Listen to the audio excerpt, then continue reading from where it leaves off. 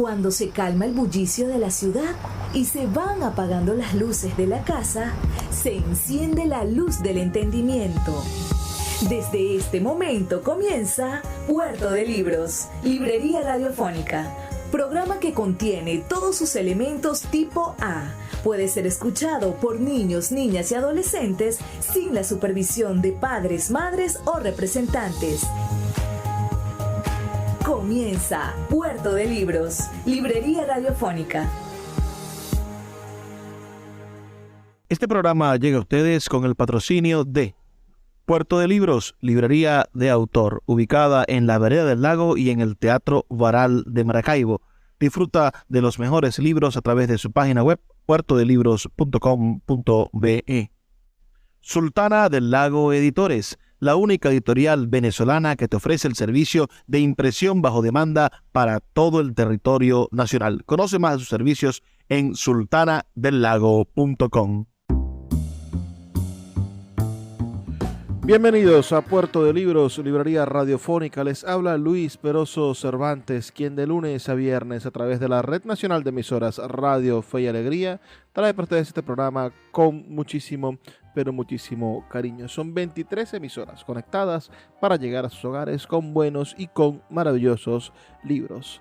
La noche de hoy estaremos escuchando la voz de uno de los intelectuales filósofos más importantes de la lengua española, especialmente de México. Estamos hablando del gran Leopoldo Sea Aguilar, quien naciera en Ciudad de México un 30 de junio del año 1912 y falleciese un 8 de junio del año 2024. Fue uno de los pensadores latinoamericanos más integrales de la historia. Fue discípulo de José Gaos, quien lo llegó a conocer en la época en que estudiaba tanto la carrera de Derecho como la de Filosofía, y por las noches tenía que trabajar. Así, Gaos lo apoyó para obtener una beca y se dedicaría exclusivamente a la filosofía. Se hizo famoso gracias a su tesis de grado, El positivismo en México, de 1945, con la que aplicó y estudió el positivismo en el contexto de su país, del mundo en transición de los siglos XIX y XX. Con ello inició la defensa de la integración americana concebida por el libertador y estadista Simón Bolívar, y le dio un significado propio basado en la ruptura con el imperialismo estadounidense y el neocolonialismo.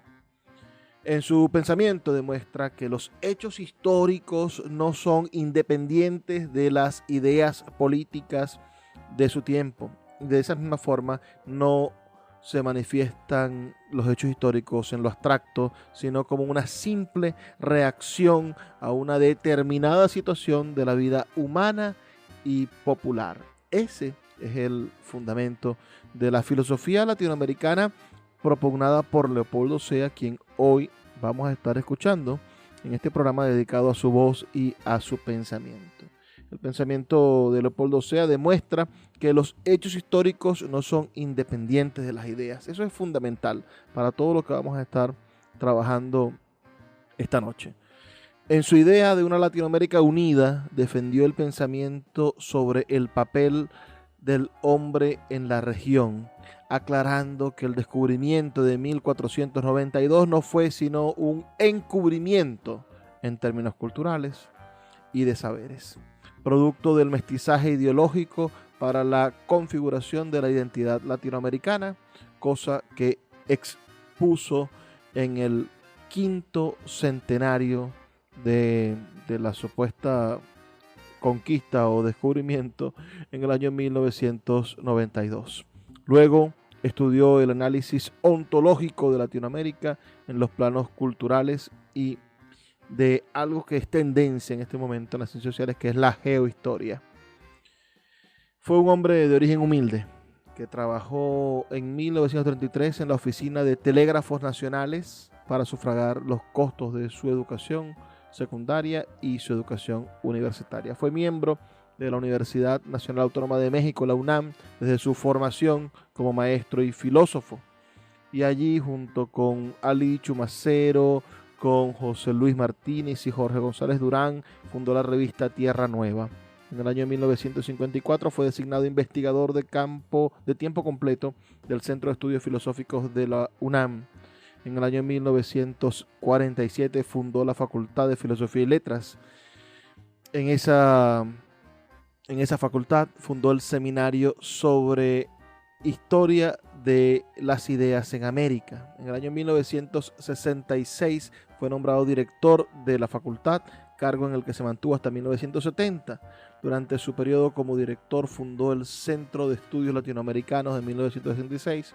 Más adelante el Centro Coordinador y Difusor de los Estudios Latinoamericanos de la UNAM en el año 1978. Este es un perfil de quién será el hombre que vamos a escuchar esta noche, el gran Leopoldo Sea, nacido en Ciudad de México, el 30 de junio de 1912. Bueno, sin más retraso, empecemos a escuchar esta voz, pero antes, por favor, envíenos su sintonía, díganos de qué lugar del mundo nos están escuchando. Escríbanos al 0424-672-3597, 0424-672-3597 o a nuestras redes sociales @librerías radio en Twitter y en Instagram. Vamos a escuchar algunos fragmentos de las obras Conciencia y Posibilidad del Mexicano, El Occidente y Conciencia de México, América como Conciencia, La Filosofía Americana como Filosofía sin más y La Cultura del Hombre en Nuestros Días.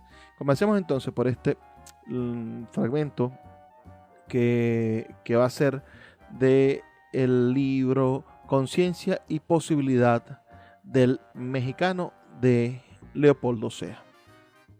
Me pregunta si existe una filosofía latinoamericana. Por supuesto que existe, y tan existe precisamente es que me encuentro aquí. Creo que de alguna manera el reflexionar sobre la propia realidad es una forma ya de reflexionar sobre qué es América, esta América Latina. Existe una filosofía ya prácticamente reconocida en niveles, digamos, académicos no latinoamericanos. La filosofía de un grupo de hombres que se preocupan por la realidad de estos pueblos y tratan de darle consistencia, tratan de darle respuesta a sus problemas, puesto que toda filosofía es un enfrentamiento a problemas desde Grecia a nuestros días, el enfrentamiento a los problemas propios del hombre de esta América, del hombre de América Latina, naturalmente una respuesta filosófica. En este sentido, contestaría la primera pregunta. La segunda me dice, ¿cuál es mi opinión sobre la filosofía de la historia de América? Y esto está en relación porque en mis últimas preocupaciones está la búsqueda, lo que podríamos llamar el sentido de esta nuestra historia. Entramos a la historia universal como conjuntos o como un continente dependiente del descubrimiento. América fue descubierta, como todos sabemos, por Colón, pero siempre he sostenido que más que descubierta fue encubierta. Encubierta por las ideas del descubridor. Por ejemplo, Colón pensaba que había descubierto las Indias, cuando descubría un continente extraño, nuevo. Pero él pensó toda su vida que eran las Indias. Y el hecho de que el cartógrafo Américo Vespucio le pusiese su nombre, indica ya otro encubrimiento. Es decir, América no es en sí misma lo que es, sino que ha sido cubierta por los intereses, por las preocupaciones de su descubridor, conquistador y colonizador. De ese sentido, lo importante es buscar cómo nuestras ideas han funcionado y siempre ha tratado de encontrar elementos de apoyo en las ideas que venían precisamente de Europa, del mundo occidental. Ahora bien, la forma como estas ideas han sido adaptadas a esta nuestra realidad son parte de una lógica. Hay una lógica propia de esta adaptación de ideas, por ejemplo, el positivismo o digamos, la escolástica. La escolástica fue una filosofía impuesta a los americanos de esta parte de América por la conquista española, la dominación española. Y frente a ella se enarboló el liberalismo y el positivismo, filosofías también extrañas a nosotros y creadas fuera de nuestra realidad americana. Pero lo importante no es cómo se tomaron esas filosofías, sino qué sentido, qué preocupación había en quienes las adaptaban a la realidad propia de América Latina. O bien, esa preocupación, ese interés, tiene como base una interpretación de la historia. Es decir, se adapta a una filosofía para eliminar otra filosofía que se considera que es dominante. Bien, esto ya implica un sentido de la historia, implica lo que llamaríamos una filosofía de la historia. En ese sentido, he venido trabajando sobre este aspecto de la filosofía como filosofía de la historia, que es una filosofía distinta a las grandes filosofías de la historia que aparecen en la filosofía europea, por ejemplo, la de Hegel. Hegel es una filosofía que trata de absorber el pasado, convertirlo en un presente para realizar un futuro. En nuestra América, el pasado es lo que quisiéramos no tener por considerar que es un pasado negativo. En ese sentido, se ha hecho una filosofía que no absorbe, sino que justapone. En lugar de absorber, se van justaponiendo las realidades. Este sería más o menos el sentido, la respuesta que di yo a la pregunta de la doctora Adorno. Y me hace una tercera pregunta que me parece muy interesante. ¿Está ligada esta filosofía americana con la filosofía del tercer mundo? Diríamos que esta filosofía americana, y es importante destacarlo en los últimos años, tiene preocupaciones que encontramos muy semejantes en pueblos del llamado tercer mundo. También los africanos y los asiáticos están preocupados por la búsqueda de su identidad, como nosotros. Tratan de saber qué lugar les corresponde en ese mundo que no han criado, pero que ha sido producto de la expansión, diríamos, del mundo occidental. En ese sentido, los latinoamericanos pueden encontrarse una serie de problemas, a pesar de las diferencias de culturas, con la temática que están enarbolando ahora los países o los pensadores del mundo asiático y del mundo africano. Por ejemplo, en el africano, el problema de la negritud, que es uno de los temas más interesantes que han surgido en África, es una problemática también muy latinoamericana de la búsqueda de la identidad. Igual podríamos decir de algunos asiáticos como Abdel Malek. Malek también se pregunta cuál sentido, qué papel tiene el hombre del Medio Oriente, el hombre de Oriente, en relación con la cultura occidental. Si no se trata de un enfrentamiento con la cultura occidental, sino la búsqueda de sentido que esa cultura tiene para pueblos como nosotros. Creo en ese sentido que así doy respuesta a las tres preguntas de la doctora Adorno. Puerto de Libros, Librería Radiofónica, tu canal diario para encontrar nuevos libros. Con el poeta Luis Peroso Cervantes. Síguenos en @Librería Radio. 4 hoteles que combinan un exclusivo servicio, el mejor confort para nuestros clientes, precio y calidad en ubicaciones privilegiadas, en su viaje de placer o negocio, muy cerca de áreas turísticas y comerciales. Hoteles Cumberland, en Caracas, Coro y Maracaibo. Reserva de manera segura y rápida a través del 0501 Reserve y al 0212-762-4743 o dale clic a nuestra página para más información www.hotelescumberland.com, donde la estrella. Puerto de Libros, librería de autor. 7 años siendo la librería virtual más grande de Venezuela, con 2 sedes físicas, una en el Teatro Baral de Maracaibo y otra en la Vereda del Lago. Es un centro cultural dedicado al libro, proyecciones de cine gratuitas, talleres literarios, formación de nuevos escritores, talleres de teatro y de música. Todo en un espacio dedicado al mundo de los libros y del conocimiento. Síguenos en nuestras redes sociales @Puerto de Libros y compra todos nuestros libros en la página web www.puertodelibros.com.be. Puerto de Libros, la librería que estás buscando. El poeta Luis Peroso Cervantes le acompaña en Puerto de Libros, Librería Radiofónica, por Radio Fe y Alegría, con todas las voces. Ahora me voy a permitir leer un trozo de uno de mis libros, en donde me empiezo a plantear problemas sobre el mexicano y su relación, su identidad en frente al mundo. Es el libro titulado Conciencia y Posibilidad del Mexicano. Aquí escribía lo siguiente. Observadores atentos se han venido ya refiriendo al extraordinario cambio que está sufriendo la conciencia del mexicano al enfrentarse a su realidad. Este cambio está siendo patente en las diversas formas que están tomando varias expresiones de la cultura en México, lo mismo en el campo del arte como en el campo de la ciencia y la filosofía. En estos campos el mexicano va adquiriendo una gran seguridad al expresar lo que considera como propio, sin timidez ni ocultaciones.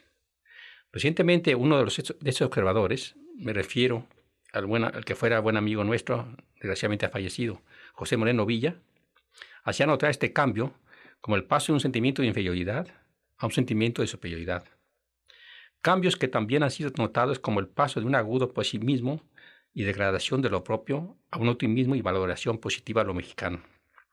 Como es de suponerse, no han faltado los eternos inconformes y alarmistas, que habiendo gritado ayer contra el pesimismo, gritan ahora contra los supuestos peligros que encuentran en este paso del optimismo. No han faltado tampoco los que sin otra información que los títulos de libros, artículos y conferencias han formulado fantásticas y contradictorias explicaciones a un hecho del que solo se conocen por rumores. Sin embargo, lo cierto es que se trata de un hecho, cuya realidad es innegable, al imponerse como uno de los temas más apasionantes de los últimos años en México. Tema que tiene una historia, la historia de esa realidad, de la cual es expresión de la realidad mexicana.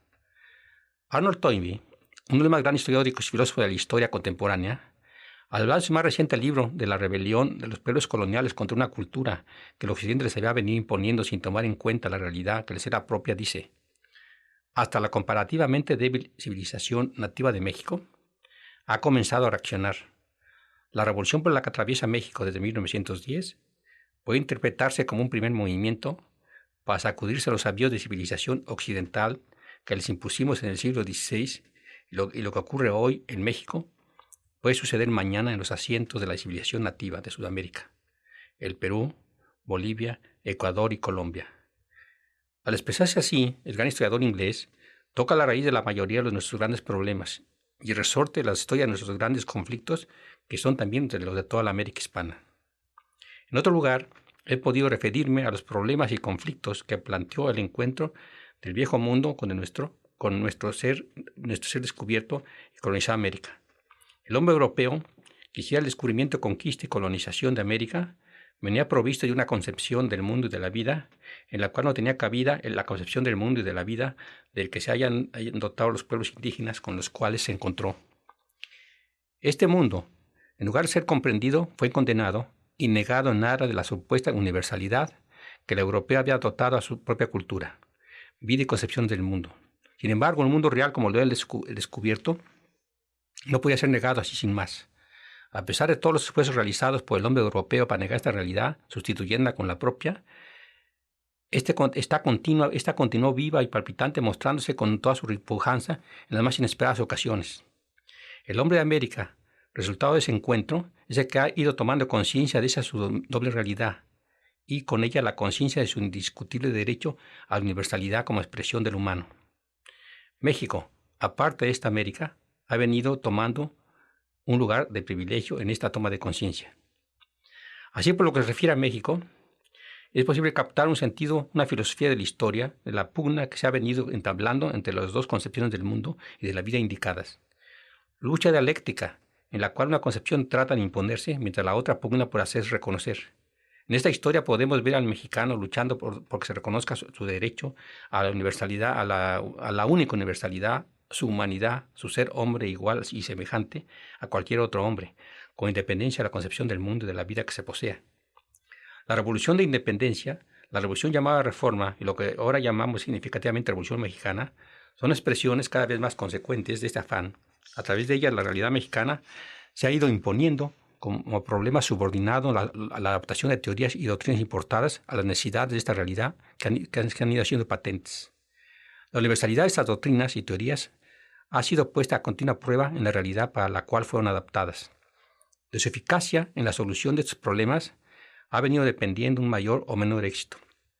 Desde el punto de vista teórico, ha sido la misma Europa, la cultura occidental contemporánea, la que ha venido a dar justificación a este afán que hasta ayer solo se expresaba con hechos sorda e instintivamente. Europa hasta ayer tan impositiva en sus puntos de vista encuentra justificadas las pretensiones de otros pueblos como el nuestro a que se les sea reconocida su humanidad.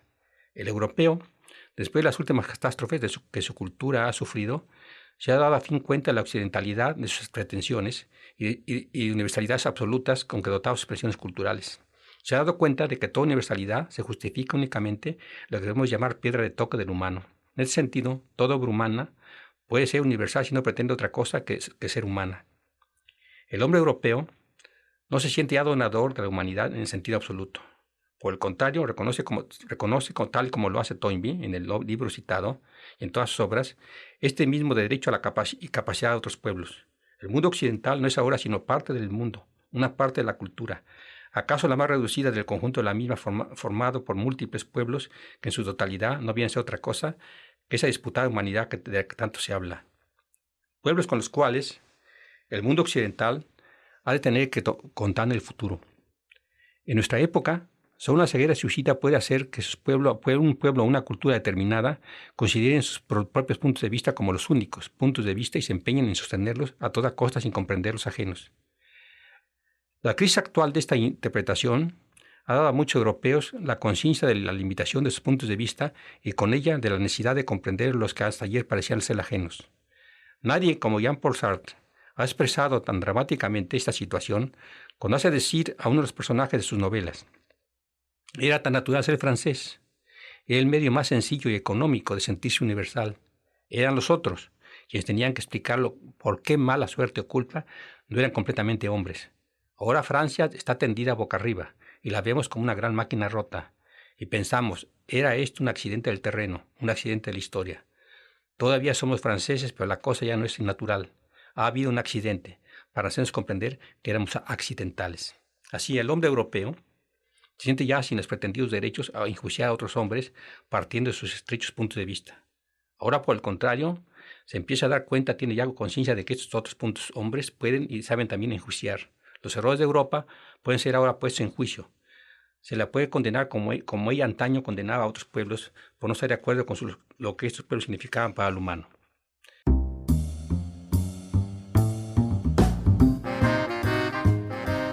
Seguimos en Puerto de Libros, librería radiofónica. Estamos escuchando nada más y nada menos que la voz del gran autor mexicano Leopoldo Sea, este maravilloso filósofo que plantea las bases de una filosofía latinoamericana. Estuvo leyéndonos parte de uno de sus libros, especialmente este libro que se llama Conciencia y Posibilidad del Mexicano.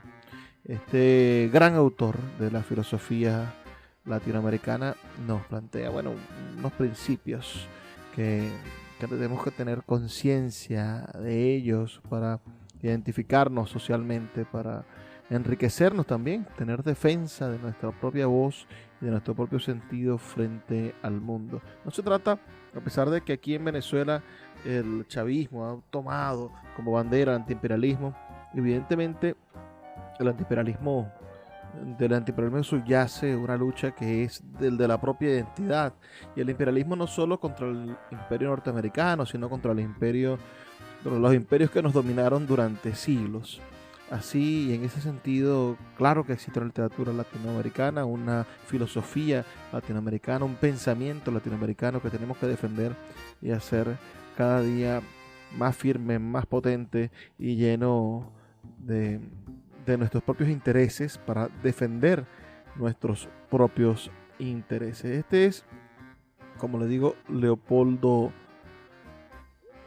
Sea, quien gracias a su filosofía marcó ese concepto de la Latinoamérica unida y la deslastró de la idea utópica de Simón Bolívar, sino que la levantó en la realidad, en la lucha y en la renovación de un pueblo, por supuesto, en demanda del surgimiento de esa unidad, lo que abrió la puerta desde la filosofía a otros estudiosos sobre el tema de la unidad latinoamericana en diferentes aspectos, tanto en lo económico como en lo, geográfico, político.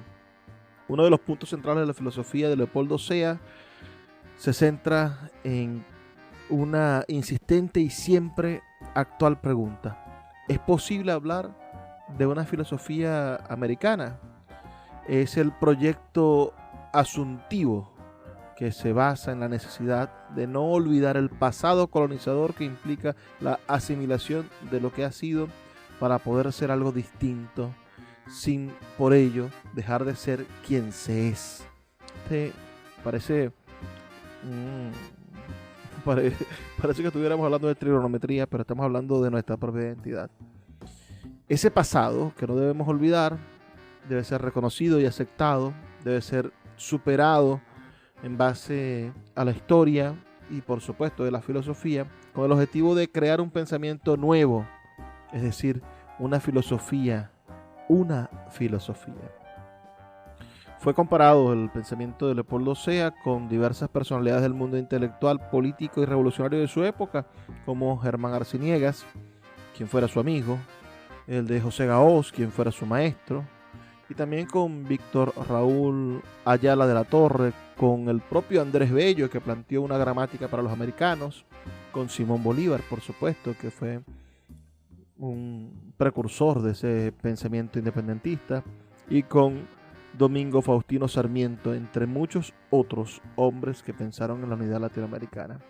Leopoldo Sea murió un 8 de junio del año 2004 en la Ciudad de México. Vamos a hacer una pequeña pausa de 2 minutos para escuchar los mensajes de Radio Fe y Alegría. Ya volvemos con más de este programa donde estamos escuchando la voz del gran Leopoldo Sea. Escuchas Puerto de Libros con el poeta Luis Peroso Cervantes. Síguenos en Twitter e Instagram como @Librería Radio.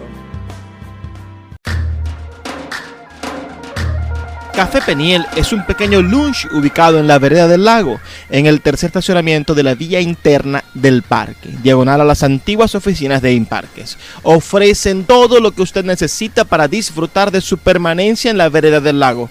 Agua bien fría, refrescos helados, jugos naturales de todos los sabores, pastelitos y pequeños recién fritos y el exquisito pan de guayaba. Con una atención de calidad, abren de lunes a domingo de 7:30 de la mañana a 7:30 de la noche. No dejes de visitar Café Peniel en la vereda del lago.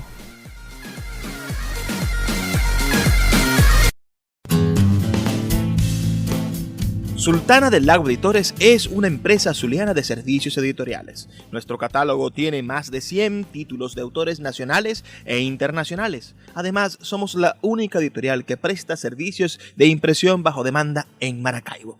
No necesitas invertir en grandes tirajes. Tus lectores pedirán tu libro, nosotros lo imprimiremos y tú obtendrás regalías. Por ello, también editamos internacionalmente en Amazon y Google Play Books. Conoce más en nuestra nueva página web www.sultanadelago.com o siguiéndonos en Instagram como @sultanadelago.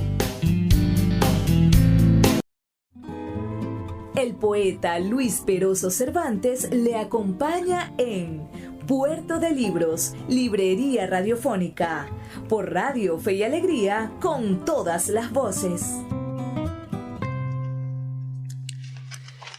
Me voy ahora a permitir leer un trozo de otro de mis libros, donde ya enfoco más directamente el tema de la filosofía americana, que le titulo América como conciencia. En ese trabajo retomo varios temas que lanzaba sobre México y me refiero a un tema que después se va a ser muy debatido y muy tomado en consideración inclusive por economistas y sociólogos, antropólogos, el problema de la dependencia. En este trabajo digo lo siguiente, en un trozo del mismo. El sentido de la dependencia, causa y origen de las actitudes negativas atrás señaladas, es un problema ceñidamente americano. Solo a los americanos, quiero decir los latinoamericanos, se nos presenta este problema de la dependencia y por ende de la independencia como un problema entrañable. La cultura europea es nuestro más inmediato pasado, pero aún no hemos sido lo suficientemente capaces para asimilarlo y hacerlo nuestro. La beatería frente a la cultura europea que nos caracteriza es más claro signo de que no hemos asimilado esa cultura. El europeo, que sabe de la gran tradición cultural de Occidente, no siente nunca amilanado frente a su pasado y es capaz de enfrentarse a él si se le presenta como obstáculo para el futuro. El pasado está siempre allí como pasado, que es, como algo que le es propio, pero en la medida que se representa lo que ha sido. Pero este haber sido es ya una garantía de que no tiene por qué volver a ser. A los americanos nos falta esta dimensión. Nuestro pasado está siempre presente sin decidirse a ser auténtico pasado. Europa ha mostrado muy bien que Hegel ha seguido siempre en su historia un movimiento dialéctico. Movimiento mediante el cual toda superación es al mismo tiempo negación y conservación. Dentro de esta dialéctica, negar no significa eliminar, sino asimilar, esto es, conservar. Negar significa algo plenamente para no tener que ser necesidad de volver a hacerlo. De ahí que las culturas que asimilan plenamente no sientan lo asimilado como algo ajeno, estorboso y molesto. Lo asimilado forma parte de su ser, sin estorbar en su seguir siendo. Este haber sido forma parte de la experiencia que permite el seguir siendo. Cuando se asimila bien, no se tiene necesidad de volver a repetir experiencias irrealizadas. La historia viene a ser la expresión objetiva de esta asimilación o negación dialéctica. Es esta la historia de la cultura occidental, la historia del hombre occidental, la historia cuyo movimiento dialéctico ha dibujado magistralmente Hegel. Es también la historia que América ha de negar como punto de partida para realizar una cultura que, siéndole propia, hace también universal. De aquí la urgencia para los americanos de esta asimilación. Es menester, por una serie de razones sociales, históricas y políticas, que América asimile su pasado entre una dimensión dialéctica. Tenemos que negar ese pasado nuestro como la mejor de las negaciones, la histórica. Si no queremos repetir la experiencia de nuestros antepasados, viéndola es menester que la convirtamos en historia, en auténtica experiencia. Tal es lo que se ha hecho siempre, lo que ha hecho siempre Europa, y esta es la mejor lección que podemos aprender de su cultura. Esta ha sido la tarea de los historiadores y filósofos. La historia de la cultura europea no la forman los puros hechos, sino además la conciencia filosófica que de ellos se tiene. Esto es la relación que se ha sabido encontrar en estos hechos como conjunto que expresa un modo de ser propio del hombre que los crea. Ningún hecho histórico, por pequeño que sea, carece de sentido en la cultura europea. Este sentido se hace patente en todas las formas de su expresión, aun en las que aparentemente se presentan como las más abstractas, tales como las llamadas ideas de pensamiento de la filosofía. Todos los motivos que pueden mover a un individuo, a una nación como conjunto de individuos o enfrentarse a sus circunstancias para adaptarse, se hace patente en esa historia. Estos motivos pueden ser económicos, políticos o religiosos. La conciencia de estos motivos es lo que forma la conciencia histórica de un pueblo. Del mismo libro va a leer otro trozo donde planteó lo que llama el problema cultural de América. El problema central que aquí nos venimos planteando sobre la posibilidad de una cultura americana tiene su origen en nuestro tiempo. Es decir, el problema de esta cultura es un problema nuestro, de nuestros días. Es decir, en nuestra situación de hombres en un determinado lugar y época histórica. Ha sido ahora y no antes que el hombre americano se ha hecho esta pregunta: ¿existe una cultura americana? ¿Existe qué clase de cultura es? Y no existir, ¿por qué no existe? No quiere decir con esto que antes de ahora este tipo de preguntas no se haya hecho. Lo que se dice es que antes de ahora no eran todavía los problemas del hombre americano, sino tan solo de algunos americanos. Varios son los pensadores americanos que antes de ahora se hicieron este tipo de interrogaciones. La temática de los mismos fue perdiendo su importancia al sentarse en los países formas de la cultura europea que parecieron resolver sus problemas. Hoy esta temática ha tomado un incremento sorprendente. Existe una especie de atmósfera que obliga a cualquier pensador consciente a detenerse en los problemas que se plantea. No es el pensador que propone los temas, sino que son los temas los que se imponen a los otros pensadores. No es que algún pensador o grupo de pensadores se haya propuesto plantear este problema porque sí. Es la propia América, como entidad cultural, la que plantea el problema y reclama una solución. El que había sido problema para algunos americanos en el siglo XIX se ha convertido en el siglo XX en problema del hombre americano. ¿A qué se debe este cambio? Se ha dicho ya que este es un problema de nuestro tiempo. En efecto, el tiempo histórico en que vivimos y la situación vital en que nos encontramos, es decir, la circunstancia de que existimos aquí en América y en esta época histórica, han planteado al americano el problema de la existencia o posible existencia de la cultura propia. Antes y ahora, el hombre americano no había tenido necesidad de una cultura que le fuese propia. Cómodamente había vivido a la sombra de la cultura europea. Tan solo algunos americanos se habían planteado el problema de una falsa situación, pensando sobre la necesidad de que América tuviese una cultura propia, ya que tenía problemas que solo el hombre americano podía resolver en la misma forma como los europeos resolvían los suyos, pero tal manera de pensar fue intrascendente. El americano se sentía seguro al abrigo de una cultura que se representaba como carácter de validez universal. Nuestro tiempo ha sido el encargado de demostrar al americano su error. Un buen día, este hombre se ha encontrado con que la cultura en la cual ha puesto su seguridad se desmorona, destruyéndose a sí misma. El hombre de América, que había confiadamente vivido durante varios siglos apoyado en las ideas y creencias del hombre de Europa, se encuentra de golpe frente a un abismo. La cultura occidental, que tan segura parecía, se conmueve y agita, amenazando desplomarse. Las ideas en las cuales había puesto su fe, transformándose en inútiles artefactos, carecen de todo valor y sentido. El americano había vivido cómodamente cobijado por la sombra del árbol de la cultura europea. Pero es este que hemos llamado un buen día el hombre europeo, el cultivador del árbol, abrigador, lo corta y arroja el fuego por inútil, con lo cual el americano se ha encontrado de golpe expuesto a la intemperie, amenazado por todos los elementos. Se encuentra de golpe con la historia, con la necesidad de hacerla, es decir, con la necesidad de hacer una cultura cultivando ideas y creencias propias. El pensador hispano José Ortega y Gasset decía en uno de sus libros, refiriéndose a la impaciencia de América por ocupar un puesto en la cultura universal, decía Ortega: el dominio del mundo no se regala ni se cedera. Vosotros habéis hecho muy poco por él aún. En rigor, por el dominio y para el dominio no habéis hecho aún nada. América no ha empezado a hacer su historia universal. Aunque duele aceptarlo, esta es una realidad. América no ha hecho aún su propia historia, sino que ha aprendido a vivir la historia de la cultura europea. Ha vivido como eco y sombra de Europa. Pero una vez que este continente, la cultura de Europa, ha llegado a la encrucijada en que amenaza derrumbarse completamente, ¿qué puede hacer América? ¿Derrumbarse también cayendo en el caos en que ha caído la cultura de la cual era eco y sombra? ¿Acaso no se acaban eco y sombra cuando se pierde la voz y el cuerpo? ¿No habrá que concluir que perdida la voz y el cuerpo de los cuales era eco y sombra la cultura de la América, esta tendrá que derrumbarse necesariamente? Sin embargo, no será así. América no ha sido eco y sombra de la cultura europea, aunque lo parezca. América, simbólica, expresión de un grupo de hombres, ha tenido que resolver los problemas que se le han presentado a circunstancia. Ahora bien, la solución de los problemas de esa circunstancia depende de los medios de solución que la misma circunstancia ofrezca. El americano, al igual que cualquier otro hombre, ha tenido que resolver los problemas que su circunstancia con los medios que esta circunstancia le ha ofrecido. Dentro de su circunstancia está la cultura europea. De aquí que haya tomado esta cultura como un instrumento para resolver sus problemas. Una de las formas de resolver los problemas de circunstancia ha sido la adopción de las soluciones que para resolver problemas semejantes ha utilizado el hombre de Europa. ¿Acaso este tipo de solución haya sido y sea en nuestros días falsa solución? Pero cierto es que gracias a esta solución el americano ha podido subsistir durante varios siglos. Hasta nuestros días no había tenido necesidad de buscar otro tipo de solución, le bastaron los de la cultura europea. Si América no te ha hecho una cultura propia es porque no la ha necesitado. Si ha vivido como eco y sombra de una cultura ajena, es porque en esta forma resolvía mejor los problemas de su circunstancia. ¿Acaso mejor de lo que hubiese resuelto si en vez de tal cosa hubiese decidido buscar soluciones propias de los problemas que le planteaban, sin atender a las soluciones de otra cultura que le ofrecía?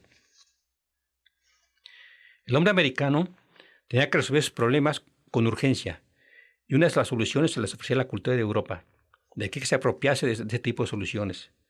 Pero ahora que la cultura europea ha dejado de ser una solución convirtiéndose en un problema, ahora que ha dejado de ser un apoyo para convertirse en una carga, ahora que las ideas que tan familiares nos eran a los americanos se transforman en objetos siniestros, desconocidos, oscuros y por lo tanto peligrosos, ahora, repito, es cuando América necesita una cultura propia. Ahora es cuando tiene que resolver sus problemas de otra forma bien distinta a la forma como antes la había resuelto. Esta otra forma no puede ser ya la imitación, sino la creación personal propia. He dicho que al desaparecer la voz y el cuerpo desaparecen el eco y la sombra. Y así es, al desaparecer la cultura de la cual éramos eco y sombra, desaparece este eco y esa sombra, es decir, desaparece la imitación, desaparece la solución como imitación, pero en el hombre lector una forma de vida. El hombre americano no desaparece como tampoco desaparece el hombre europeo, aunque destruya su cultura para crear otra. Lo que sucede es que tanto el americano como el europeo se encuentran en una situación semejante. Ambos se hallan ante un mismo problema, el de resolver qué nuevas formas de vida deben adoptar frente a las nuevas circunstancias, las cuales se han presentado como problemas insolubles, a las soluciones dadas por la cultura que desaparece. Ambos, el europeo y el americano, se encuentran sin suelo, en que apoyarse en una situación de plena problematicidad. Ambos tienen necesidad de continuar elaborando una cultura, pero ahora el americano no puede permanecer al abrigo de la cultura europea. Y lo que haga el hombre de Europa, porque ahora no existe el tal abrigo. No hay otra cosa que problemas, vacío, y sobre el vacío no se puede coexistir. América por ahora no tiene más que problemas. De aquí que el americano no pueda seguir apoyándose en la cultura europea, sino que al igual que el europeo tendrá que buscar nuevas soluciones a nuevos puntos de apoyo, Esto tendría que hacerlo por sí mismo. América, estallero y sombra de la cultura europea, tiene que preocuparse de tierra firme y resolver por su propia cuenta los problemas de su circunstancia. Ahora bien, este procurarse a tierra firme, buscar soluciones a problemas circunstanciales, da origen a una disciplina natural en el hombre en situación problemática, la filosofía. América necesita de una filosofía y una original meditación y solución de sus problemas. Escuchas Puerto de Libros con el poeta Luis Peroso Cervantes. Síguenos en Twitter e Instagram como @Librería Radio. El poeta Luis Peroso Cervantes le acompaña en Puerto de Libros, Librería Radiofónica, por Radio Fe y Alegría, con todas las voces.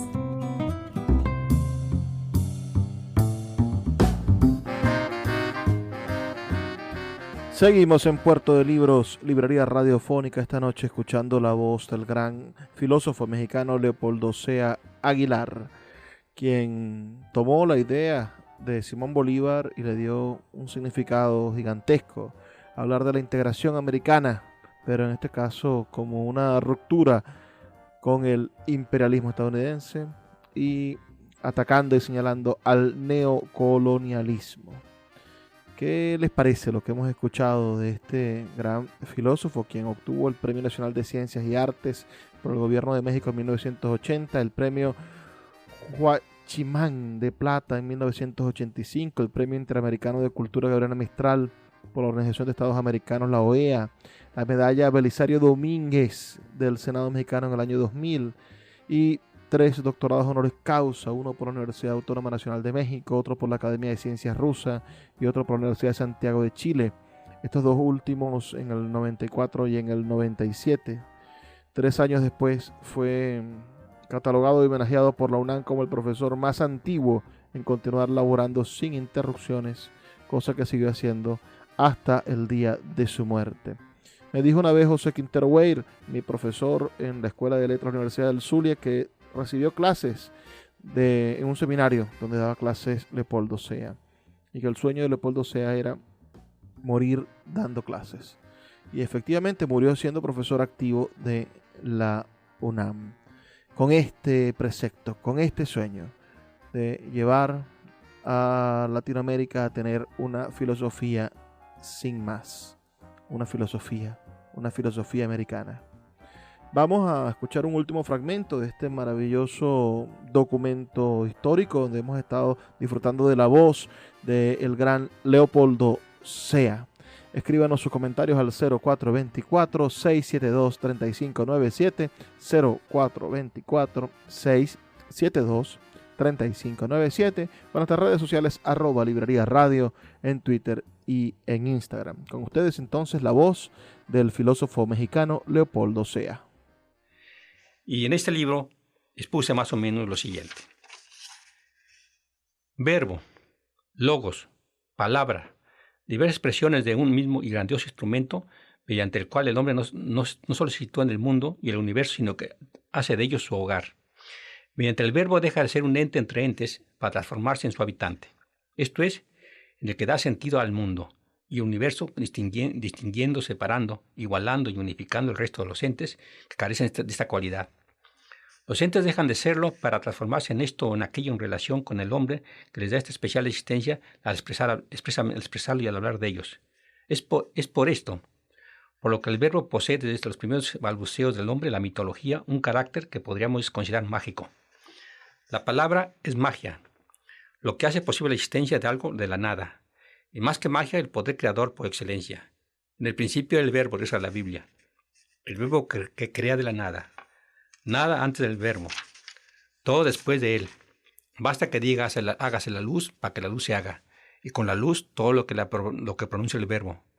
Verbo que al final de esta aventura bíblica encarna en el hombre y se transforma en redención, esto es, en humanización plena. La humanización como un estar por encima de todo o dentro de todo como Señor. El logos, otra expresión del verbo, es para los primeros mitólogos y sus herederos filósofos el instrumento que pone orden en el mundo. El universo en el caos. En el principio era el caos, dice Hesiodo. Después vino el logos y con el logos el orden. Cada cosa es lo que la define. en lo que se sitúa y distingue de otros entes. El poseedor de este verbo, logos o palabra, es el hombre, insistimos.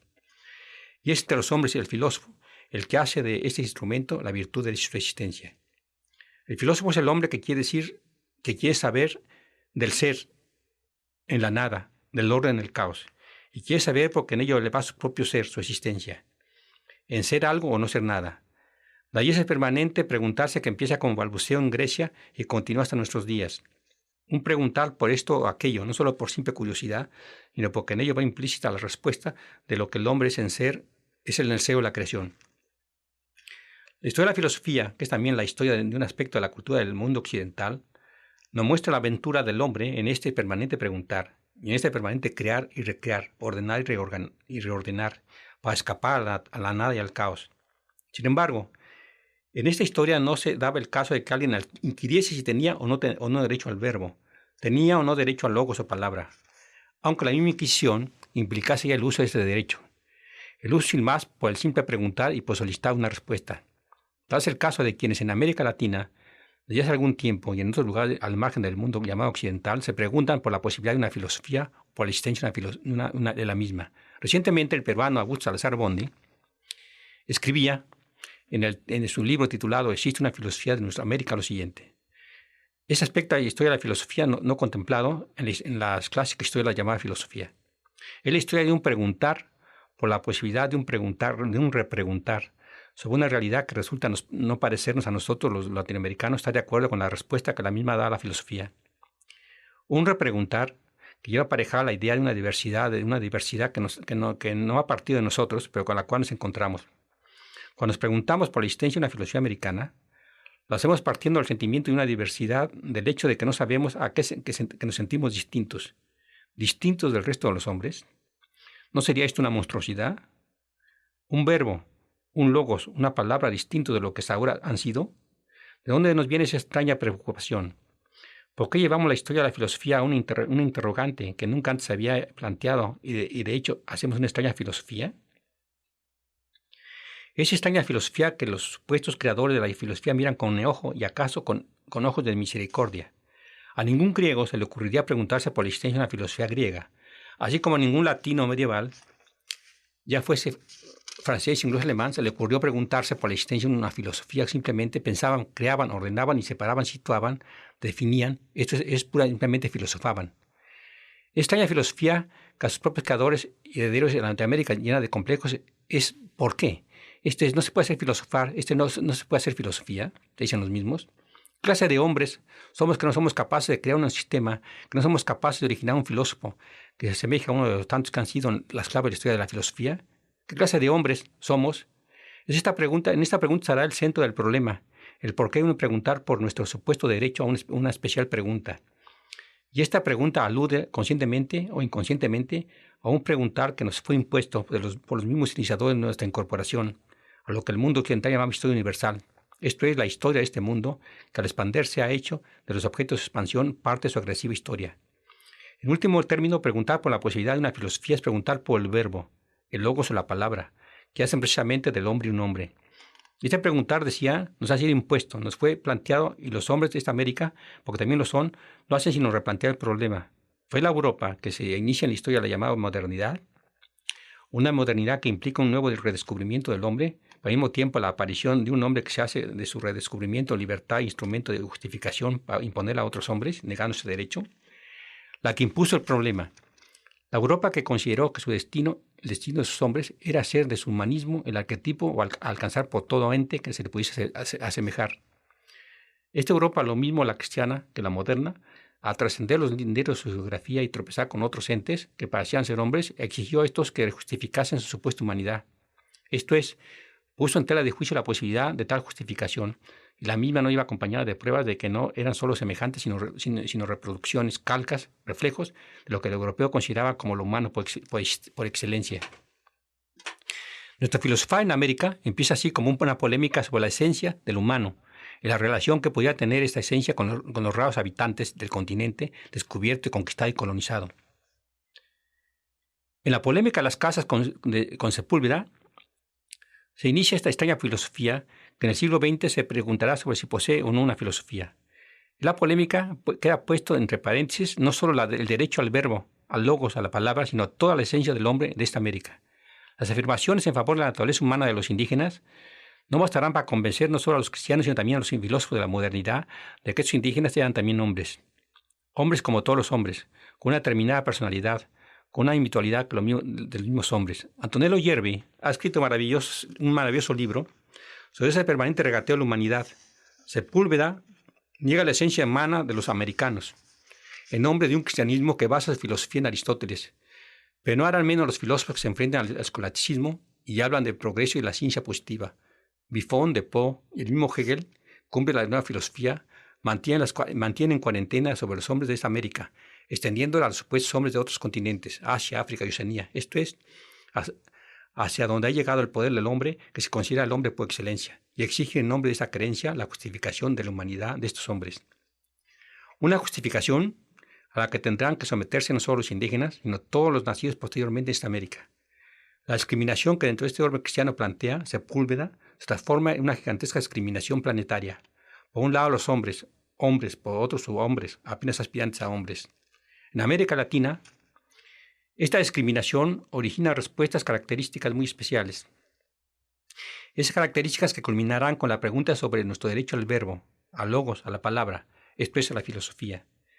Y es así porque es en esta parte de nuestro continente donde se ha alcanzado un poderoso mestizaje, independientemente de la polémica de las casas Sepúlveda sobre la humanidad de los indígenas y los descubridores, conquistadores y colonizadores de estas tierras han mezclado en repugnancia su sangre con entes cuya humanidad ha sido puesta entre paréntesis por una expresión de la filosofía cristiana, pero que son capaces no solo de ayuntar, sino de amar como cualquier otro hombre. Y al hacerlo conquistadores y dominadores, y con ellos sus hijos y los hijos de estos, le dan también objeto al mismo interrogante. Un interrogante no solo sobre los indígenas tal y como tal haría los originales de Asia y África, sino también sobre todos los nacidos en estas tierras. La nueva filosofía en nombre del progreso, la civilización y hasta la humanidad en abstracto, negará si no la plena humanidad de los latinoamericanos, sí su plenitud. En nombre de la civilización se hablará ahora de razas degeneradas, esto es, mezcladas, híbridas. Se hablará igualmente de pueblos oscurantistas, herederos de una cultura que ha pasado en la historia.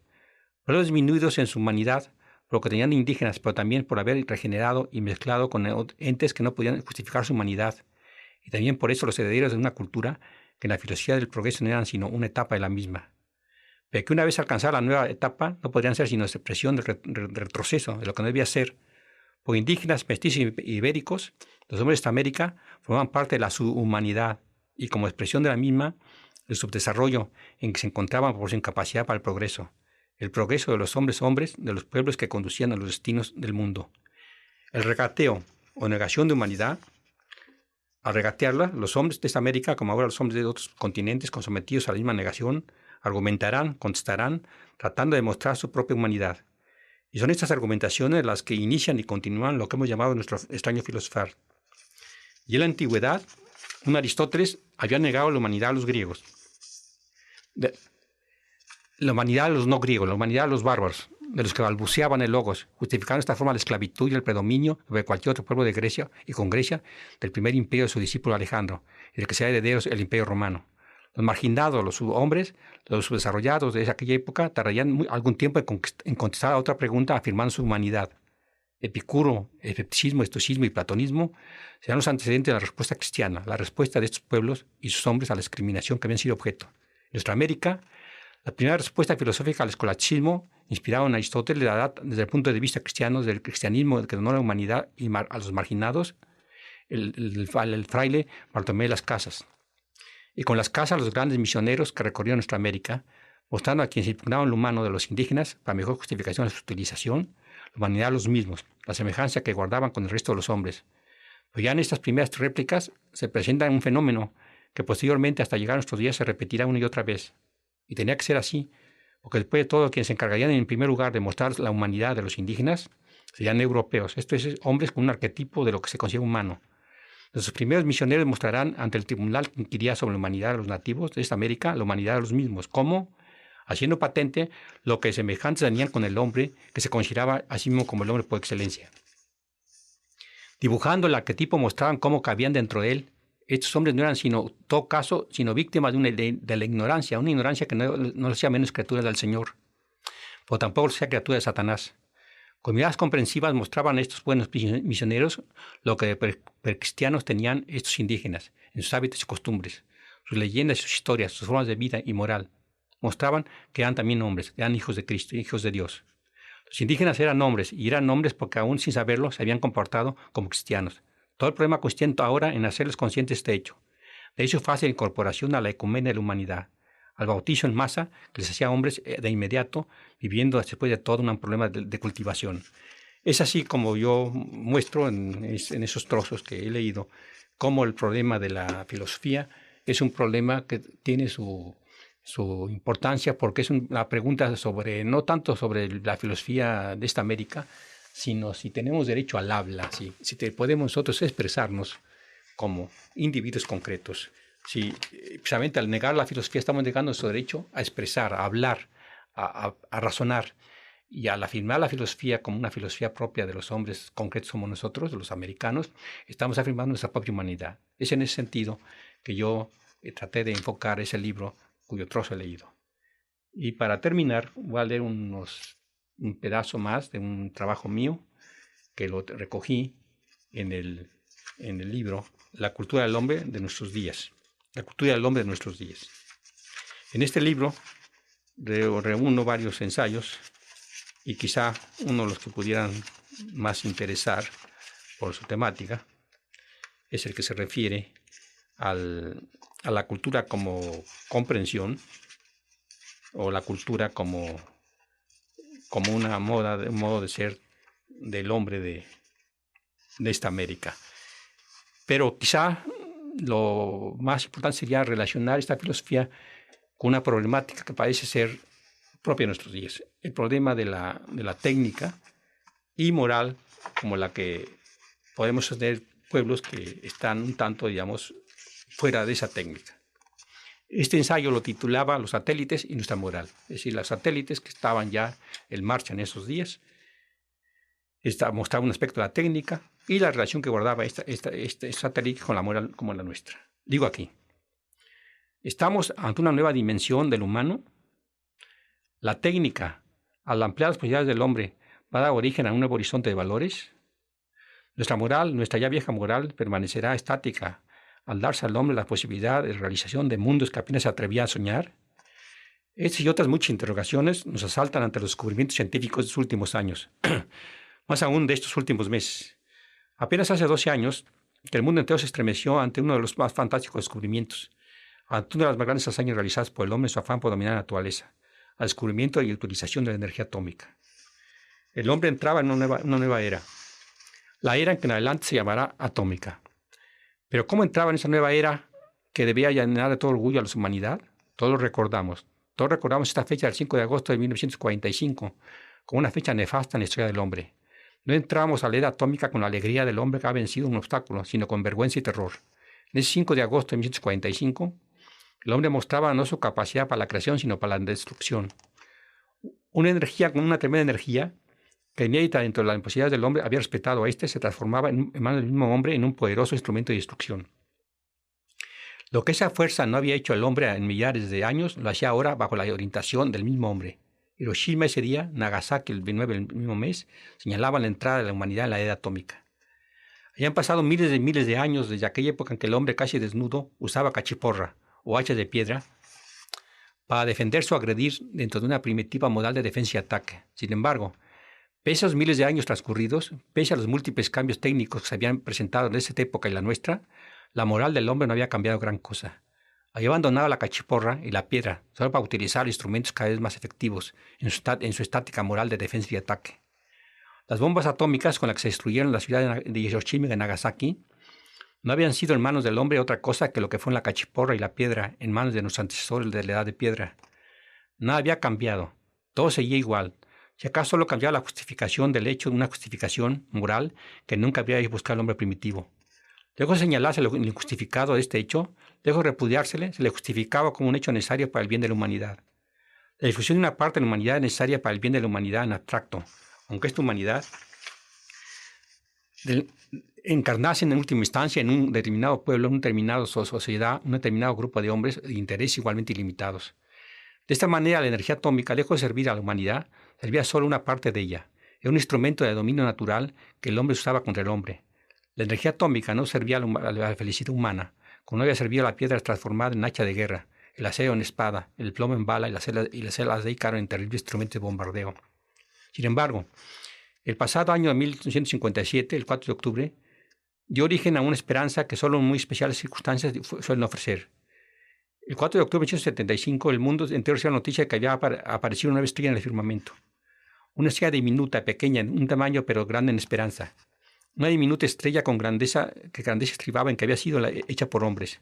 En este caso concreto, por un hombre de un determinado país, que muy bien puede haber sido hecho por cualquier otro país. Obra pura y simplemente de hombres y para hombres. Hombres solo circunstancialmente distintos de otros hombres, distintos de cada uno de nosotros, como cada uno de nosotros es circunstancialmente distinto de otros. Por fin el hombre podía escapar del mundo, cada vez más pequeño y disputado. Un nuevo horizonte servía a la humanidad, con el lanzamiento del primer satélite artificial, en el que continuamente se enviarían. El hombre estaba en víspera de satisfacer ensoñadas ambiciones. Su ambición podría dilatarse, pues tenía el universo como horizonte a su máxima posibilidad. ¿Qué iba a suceder? ¿Sentiría el hombre más poderoso que nunca? Y por el contrario, iba a darse como nunca cuenta de su pequeñez frente a la grandeza de sus ambiciones. En esa fecha se lanzaba el primer satélite con un hombre dentro. Nada se podía decir, lo único cierto es que ese 4 de octubre de 1957 recordaba otro mes de octubre, el 12 de octubre de 1492, en que otros hombres, con otros pequeños instrumentos, se habían también atrevido a luchar contra la naturaleza para acabar venciéndola. También ese lejano mes de octubre de 1492, el horizonte de posibilidad del hombre se amplió. El descubrimiento de América puso fin a una serie de barreras e impedimentos. La humanidad creció y con ella sus posibilidades. Todo quedó relativizado, moral, costumbres, etc. El viejo mundo, ya demasiado limitado para el nuevo hombre, que había hecho el descubrimiento de nuevos horizontes, quedaba roto. Para muchas cosas, el nuevo hombre abandonaba su preocupación por el alcanzar un cielo que no estaba a su alcance y estaba realizando otro mundo distinto. Pero aquí nos cabe hacer una pregunta. ¿Estamos desde el punto de vista moral a la altura de las posibilidades que nos han abierto las estrellas creadas por el hombre? Nuestras ambiciones, hasta ahora limitadas por la estrechez de la Tierra, ¿van a transformarse con ellas también nuestra moral? ¿Vamos a continuar dentro de una nueva primitiva moral de defensa y ataque? El descubrimiento de América y con América el resto del mundo, lejos de unir a sus descubridores, los occidentales, una gran empresa que beneficiase a todos los dividió y les hizo disputar el dominio de las nuevas tierras y sus habitantes. El mundo que dio origen al descubrimiento de Colón pronto se hizo pequeño e insuficiente para las ambiciones de sus descubridores. Sin embargo, ¿se va a plantear la misma situación? La situación que ha abierto el envío de satélites artificiales como exploración a la conquista sideral puede ser precisamente lo que colme las ambiciones que no colmó el descubrimiento de esta Tierra cuando se consideró que era redonda. En esta ocasión, el esfuerzo de todos los hombres, la colaboración en una tarea que puede ser común de todos los hombres deberá necesariamente transformar nuestra moralidad. La infinitud de posibilidades que se habla a la humanidad es extraordinaria. Y se abre un mundo extraordinario. Los satélites, pero al parecer los satélites, lejos de aclarar el horizonte de posibilidades del hombre, lo han venido complicando. Los hombres, a pesar de ello, no piensan en función con sus posibilidades ideales, sino en función con sus posibilidades terrestres. La alegría que el lanzamiento del primer satélite provocó ha sido enturbiada por los proféticos desastres respecto a lo que tales satélites implicarán.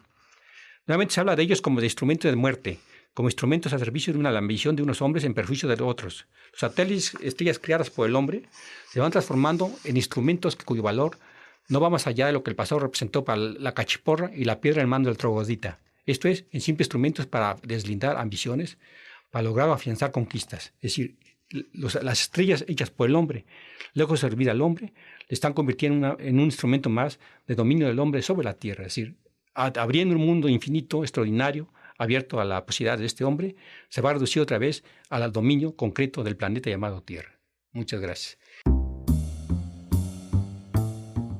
Así llegamos al final de nuestro programa aquí en Puerto de Libros, librería radiofónica. La noche de hoy hemos escuchado la voz del maestro, del filósofo, del genio latinoamericano Leopoldo Sea Aguilar. Por favor, sus comentarios al 0424-672-3597, 0424-672-3597, o en nuestras redes sociales, @librería radio, en Twitter y en Instagram. Ya es hora de despedirnos, pero recuerden que estamos aquí de lunes a viernes de 9 a 10 de la noche por la Red Nacional de Emisoras Radio Fe y Alegría, de 10 a 11 en otras emisoras, pero siempre por estas 23 emisoras conectadas para llegar a sus hogares con buenos y con maravillosos libros. Trabajo para ustedes Luis Peroso Cervantes, quien lo hace con muchísimo, pero muchísimo cariño.